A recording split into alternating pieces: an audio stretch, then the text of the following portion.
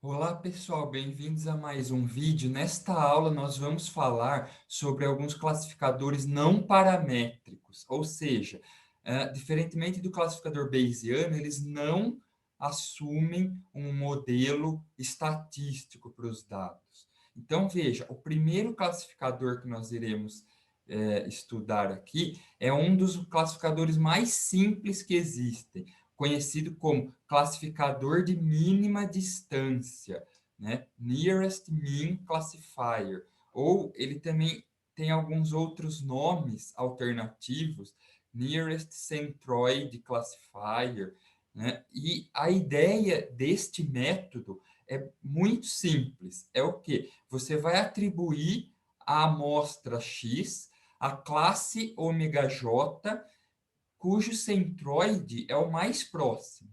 Então, você vai basicamente precisar calcular o quê? O centroide de cada cluster, a média, né? A média de cada classe, e você vai simplesmente, né, aqui, ó, com essa equação aqui, dj de x, você vai calcular a distância de x a cada média de cada uma das classes para j indo de 1, 2 até c, onde c é o número de classes. Tudo bem? Agora sim, como esse critério aqui, ele é mais ou menos assim, o inverso do que a gente espera, quer dizer, eu devo atribuir a amostra x a classe com menor valor de d maiúsculo, né? Então, é comum a gente escrever a função discriminante como sendo o negativo desse valor, porque aí quanto maior, melhor, né? Então, dzinho j de x é o negativo deste valor aqui. Então, o que a gente pode fazer? Veja, isso é uma forma quadrática, né? É x menos mi transposto, x menos mi. Aplicando a distributiva, a gente chega em, olha lá, ó, x transposto x é a norma de x, x transposto mi, mi transposto x, mi transposto mi. Esses dois termos aqui do meio, eles são iguais, porque o produto escalar, ele não depende da ordem, né? Fazer x transposto mi é a mesma coisa que mi transposto x. E esse x aqui, ele não depende de j, ele é constante, então ele cai fora. Então, basicamente, o que a gente faz aqui é dividir tudo por 2 e fica, então, com... Ah lá, quem é a nossa função discriminante? Né? É x transposto mi j menos 1 meio de mi j transposto mi j.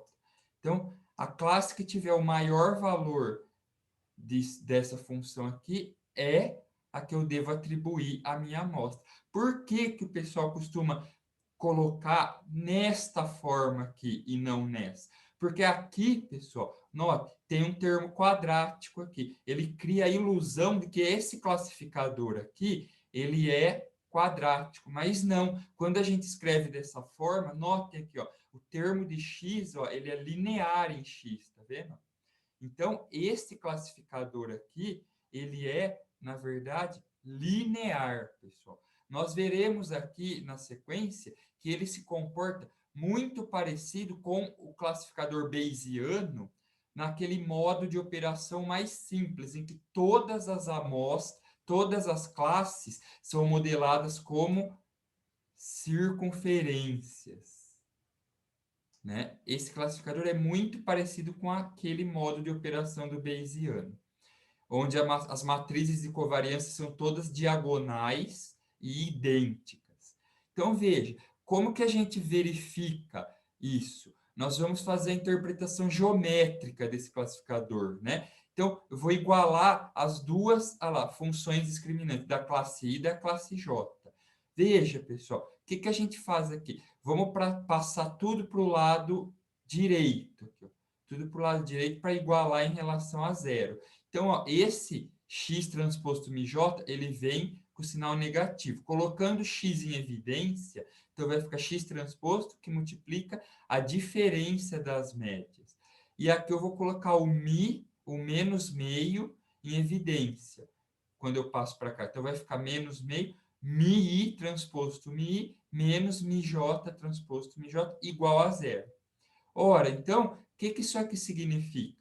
Esse termo aqui, ele é uma constante, é o bias, né? Que ele determina o quê? Aonde, quão longe da origem o meu hiperplano vai estar.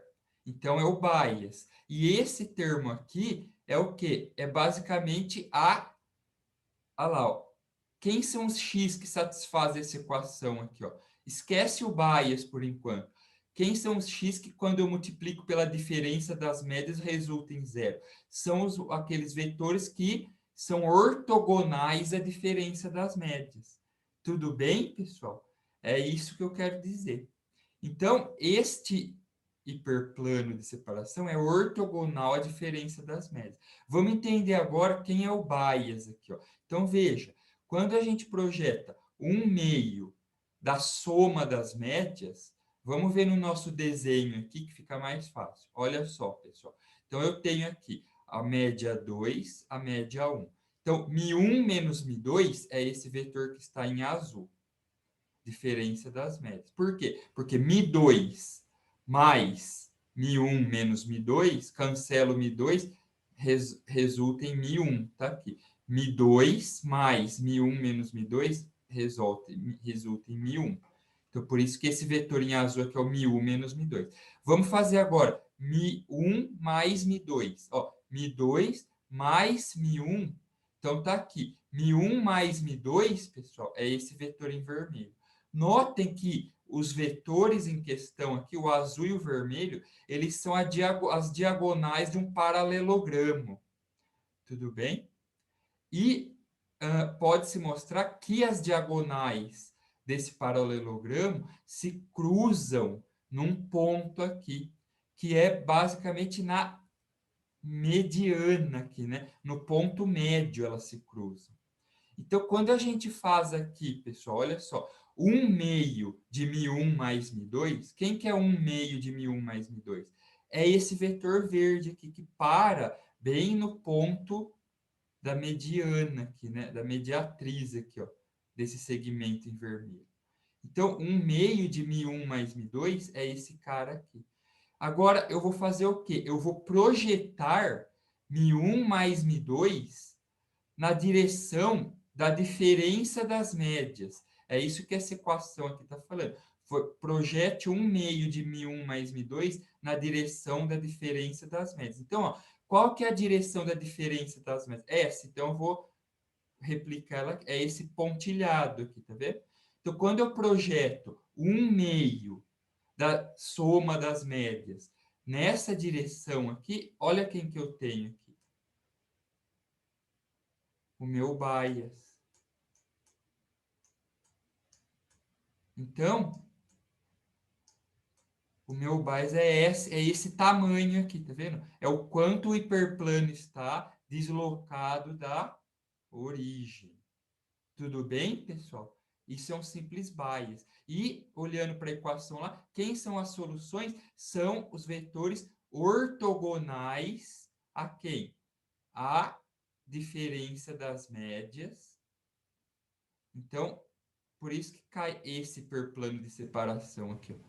Se eu trouxer ele aqui, ó, se eu trouxer ele aqui para a origem, ele representa o espaço, o subespaço em que mora, quem mora nesse subespaço. Todos os vetores ortogonais à diferença das médias. Quando eu faço o produto escalar de alguém que está nesse hiperplano deslocado aqui na origem, com alguém que está aqui na diferença das médias, resulta em zero. Tudo bem, pessoal? Então, veja, esse classificador, ele é o mais simples que tem, um dos mais simples de se implementar. Por quê? Você faz o que? Você só precisa estimar a média de cada classe.